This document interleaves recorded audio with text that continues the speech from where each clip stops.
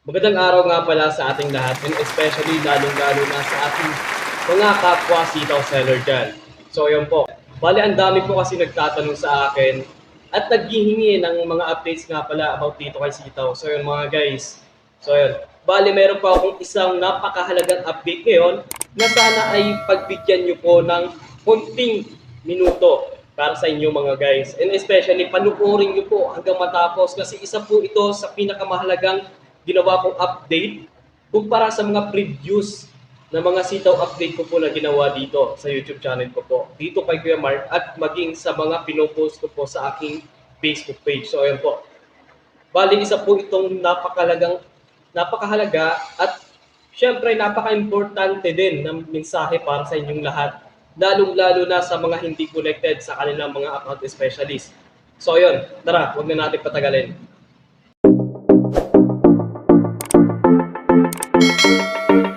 So yun mga guys, bali may dumating sa akin isang update na yun, na yung una is medyo good news siya. So yun, medyo good news na napupunta din sa bad news. Kasi nga, kahit maging good news pa rin yung atit sa atin ni Sitaw is, ayun pa rin talaga. Magiging bad news pa rin siya kasi hindi pa rin natuloy yung disbursement refund dito. Pero ang isa sa mga nakakabahala dito, and syempre isa sa mga pinaka-bad news na nangyari ngayong araw na naman ng Monday, ay magkakaroon po ng tanggalan dito sa Sitaw. So yung mga guys, hold back and sit back. At tapusin mo itong video na ito kasi isa ito sa pinakamahalagang sitaw update na ginawa ko mga guys. So ayun, sana ay panoorin nyo hanggang matapos itong video. And syempre, stay tuned kay Kuya Mark. So ayun mga guys, bago tayo magsimula, ayan, don't forget to subscribe at pindutin ang notification bell para palagi kang updated sa aking mga latest video. And syempre, don't forget to hit the like button na lang. Syempre, para malaman ko na nakatulong na naman itong aking newest video ngayong araw. So ayun mga guys, bale, ang uunahin po natin is yung good news. Kahit naman ay alam natin na bad news pa rin po ito para sa inyo lahat. So yun. Bale, nakaraan po, yun, last week, akala po kasi natin matutuloy na yung sinasabi ni Sitaw na disburse refund ng Friday. So yun, ang daming nag-antay. Siyempre, kagaya ko rin, umantay din ako about dito nga sa sinasabi nga na matutuloy na itong disburse refund ni Sitaw. So ayun mga guys, bali wala pong nangyari na disburse refund kay Sitaw mga guys. So ayun, ang nangyari po is nagkaroon lamang po ng test. So ayun, wala pong totoo na nangyari na nagkaroon po ng disburse refund. So yun, is another alibay na naman ba ito? Another scam? Or another palusot na lamang ba ito ni Sitaw para sa ating lahat? So yun mga guys, basahin ko po sa inyong lahat ang announcement po sa atin ni Sitaw. Itong nangyaring paggawa po nila ng test noong Friday. Kung bakit hindi po natuloy ang disburse refund. Announcement to all sellers. Good day. We are pleased to inform you that our bank account has been successfully opened as of this morning.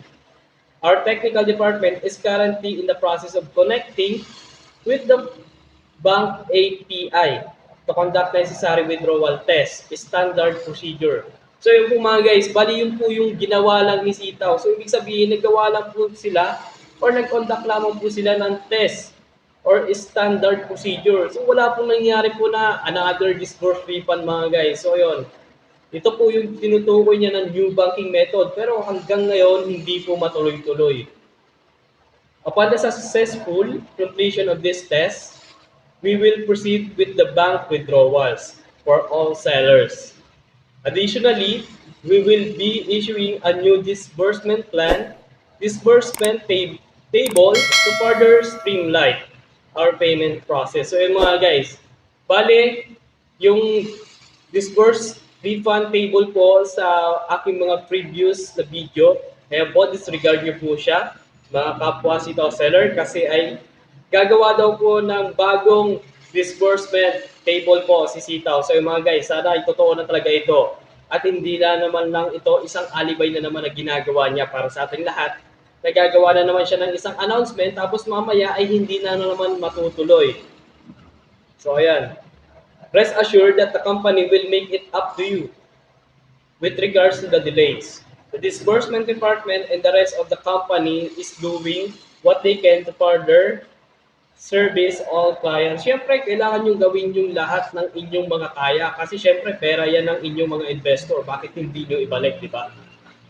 Siyempre, nag-invest sila sa company nyo, ibalik niya siya ng tama, di ba? Mga ganun. Siyempre, parang ano naman siya, di ba? Sabi kasi dito ng ating mga kapwa sitaw seller, bilog na nga daw yung ulo nila, bibilugin pa daw ni sitaw. So yun mga guys, parang common sense na lang, di ba? Nag-invest sila sa company nyo, ngayong nagsasara na ang company nyo, ibalik nyo yung pera nila. We appreciate your patience and understanding as we work to enhance our financial operations. Stay tuned for further updates. Best regards, Sitaw Team. Kaya mga guys, bali ito yung update sa atin ni Sitaw about dun sa kung bakit hindi nga ba natuloy yung sinasabi niyang disburse refund noong Friday. So yun, medyo nakakalungkot kasi ang dami din kasing mga kapwa Sitaw seller natin na nag-antay. Ayun, nag-antay na makaka-receive sila ng disburse refund. So ayun, madaming nagagalit, madaming ayun, nawawala ng pag-asa dito kay Sitaw kasi puro announcement nung una, sabi nila sa announcement nila, nandito din sa mga previous na sitaw update ko, kasi sinabi nila na the earliest disburse refund is the earliest is next week. So po, next week po yung sinabi nila doon.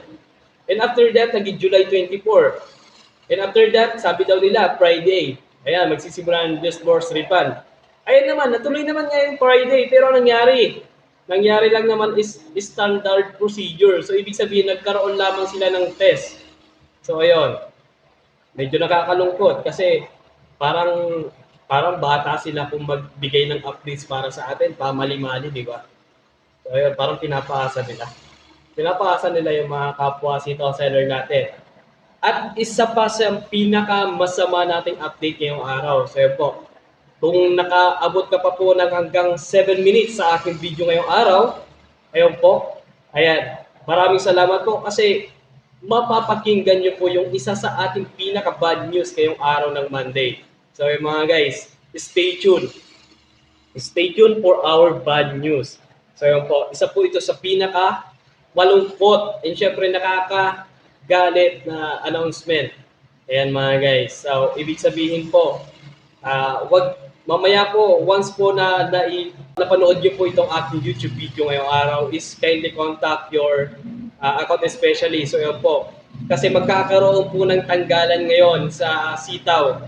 So yun po, baka isa sa inyong mga account specialist ay kasama sa tatanggalin ng July 31, 2024. So yun nga. So yan, ang dami pa nagsisinungaling na hindi daw totoo yung pagkakaroon ng termination ng August 2 or 3. Napaaga nga, naging July 31 pa. According to my previous vlogs, dito kay Sitaw, akala ko scam lang din yung tinatawag nila na na magkakaroon ng termination ng August 2 or 3. Pero bakit kayo napaaga pa naging July 31? July 31, 2024, ayun po. Tara, basahin na natin itong another announcement para sa ating lahat. Announcement to sellers. Dear sellers, due to recent challenges, Sitaw management has carefully reviewed and implemented necessary steps to ensure the final service to our clients and employees. As we move forward with disbursement, we have decided to cut further costs to address outstanding operational expenses. We extend our heartfelt gratitude to all our employees who have diligently supported our sellers. It is with great sadness that we must part ways with some of our valued team members. This decision is necessary to allow both parties to move more efficiently. Below is the list of employees affected by this retrenchment, with their last working day being July 31, 2024. So yung mga guys, isa ito sa nakakapagtaka na announcement ngayon ni Sitaw kasi pang ilang beses niya na itong nagtatanggal siya ng mga employee dito. So ibig sabihin mga guys, pangalawang beses na itong nangyayari. Itong pagtatanggal niya ng mga account specialist. So ibig sabihin po, Sa susunod po na babanggitin ko na mga pangalan, ayan po, baka kasama po dito ang inyong mga account specialist. At syempre, kawawang-kawawa talaga yung mga hindi connected sa mga kanilang mga account specialist. Lalo-lalo na sa hindi pa nakakaroon ng mga updates dito. Below, ayan po, nasa listahan po dito na mga babanggitin ko ang kasama po ng mga account specialist na matatanggal po sa July 31. So yun po, makinig po kayo at panoorin niyo po itong video na ito hanggang sa matapos para malaman niyo po kung anong update ngayong araw. So yung mga guys, bali sasabihin ko na po kung sino po yung mga tatanggalin ng mga account specialist po ano. Stay tuned po ano. Stay tuned and syempre panoorin niyo po hanggang matapos itong video. So ayan, number 1, Laika. Number 2, Roda. 3, Timothy. 4, Paula. 5, Ramea. 6, Shemilin or Shamilin. 7, Justin. 8, Romiel. 9, Jacqueline. 10, Karil. 11, Angelica. 12, Cherry. 13, Agnes. 14, Mariel. 15, Joyce. 16, Desela. 17, Laika. 18, Divine. 19, Justin. 20, Rosalie. 21, Crisanda. 22, Chanel or Chanel. 23, Rodeline. 24, Chabilita. 25, Charles. 26, Norbert. 27, Joyce. 28, Pauline. 29, Sariel. 30, Genevieve. 31, Hannah. 32, Clemente. So mga guys, kung isa po dyan sa mga nabanggit ko po ang inyong mga accounts specialist ay isa po sila sa matatanggal po simula ng July 31, 2024. So mga guys, kindly contact your account specialist kung kasama po sila. At pakitanong na po kung ano na po mangyayari dito kay Sitaw. Kasi kung sakaling hindi na nga po kayo makareceive ng mga updates dito kay Sitaw, is magkakaroon pa ng tanggalan dito kay Sitaw. Ginagawa ko lamang po ay ini-spread ko lamang po yung information na binibigay din po sa akin. So yung mga guys, ng aking account specialist. So yun. Sana po kung kasama po dyan ang inyong mga account specialist ay kindly contact your account specialist mo mga guys.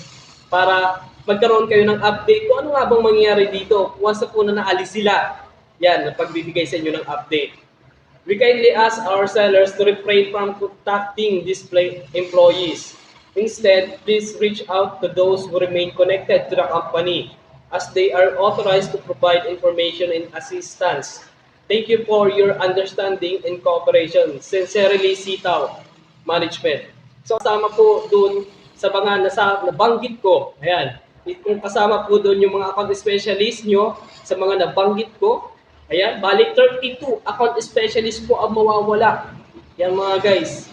So ayan, kung isa po sa mga account specialist na yan na active, ayan, at nagbibigay sa inyo ng information and updates, ayon, isa yun sa mga nakakalungkot na mangyayari ngayong July 31 at sa mga susunod na araw. Medyo palayo na ng palayo si Sitaw dito mga guys kasi akala natin magsisimula yung disburse refund niya dito. Pero bakit magkakaroon pa ng tanggalan ng mga empleyado niya? And syempre, ang nakakalungkot dito, bawal na natin kontakin itong mga account specialist. So ayun, sino ba kukontakin natin? Ayan, kahanap pa po tayo ng another update kung ano nga ba mangyayari dito sa bad news na na-receive natin ngayong araw. So yun mga guys. So ayun po, kapit lamang po. And syempre, stay tuned lamang po sa YouTube channel ni Kuya Mark.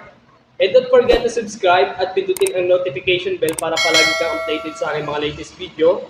And mga guys, para huwag po kayo mahuli sa mga gagawin ko pong mga newbies vlogs dito kay Sitaw. And syempre, magandang araw pa rin po para sa ating lahat kahit nagkaroon po tayo ng bad news ngayong araw. Tayo mawawala ng pag-asa and syempre, patuloy pa rin po tayo sa pagganap ng extra income or other income habang tayo nag-aantay dito ng discourse refund dito kay Sitaw. Maraming salamat po sa inyong panonood.